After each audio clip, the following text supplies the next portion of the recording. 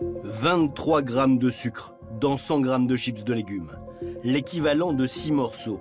C'est 50 fois plus que pour des chips de pommes de terre. Mais dans nos paquets, il y a une autre composante qui n'est jamais notée sur les emballages et qui présente des dangers pour la santé. Pour la détecter, il faut se rendre à Aix-en-Provence, dans le sud de la France, dans ce laboratoire, chez Frédéric Poitou, un expert indépendant. Au premier coup d'œil, un détail l'interpelle. On voit bien que le procédé n'est pas le même.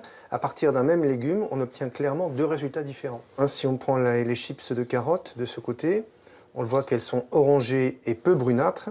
De ce côté, on voit déjà qu'elles sont grillées et très brunâtres.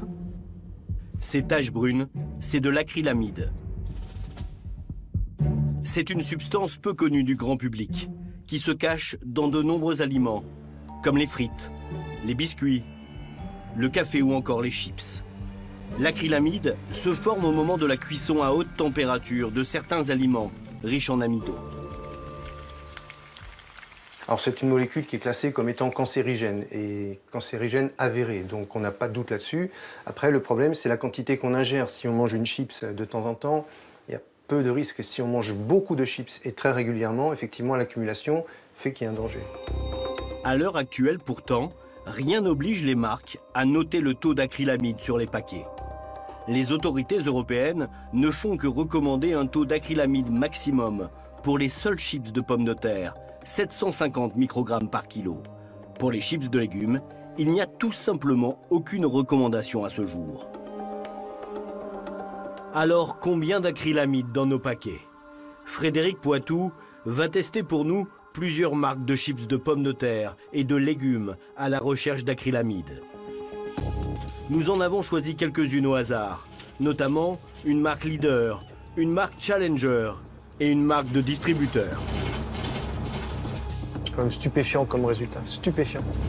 Les résultats des analyses révèlent des taux très importants d'acrylamide pour une marque de distributeur et surtout pour une des marques leaders du marché. Le résultat est absolument considérable, 1950 microgrammes par kilo. C'est en fait presque 3 fois au-dessus de la norme. Avec de tels seuils, c'est quand même très étonnant. Ça prouve soit un contrôle qualité qui est mal fait en fin de production, soit un procédé qui est mal maîtrisé, soit un lot qui est défectueux. Mais à l'approche de la saison d'été où les gens vont consommer des chips, ça c'est quand même inquiétant. Il y a plus d'acrylamide dans les chips de légumes que dans celles de pommes de terre. Quant à la marque distributeur, qui dépasse de très loin le seuil, elle reconnaît un problème. Toutes nos analyses sont conformes, excepté sur celle de début 2021, qui est supérieure aux recommandations. Nous mettons en œuvre toutes les actions nécessaires afin de retrouver les valeurs en dessous des recommandations. Une des marques leaders, avec son taux très élevé, réaffirme, elle, que l'acrylamide est une préoccupation. Pour diminuer le taux d'acrylamide dans nos produits, nous avons des systèmes en cours pour améliorer à la fois la production et les recettes. Les analyses en laboratoire confirment que les PAPS de Cyril contiennent très peu d'acrylamide. C'est de loin le taux le plus bas de toutes les chips analysées.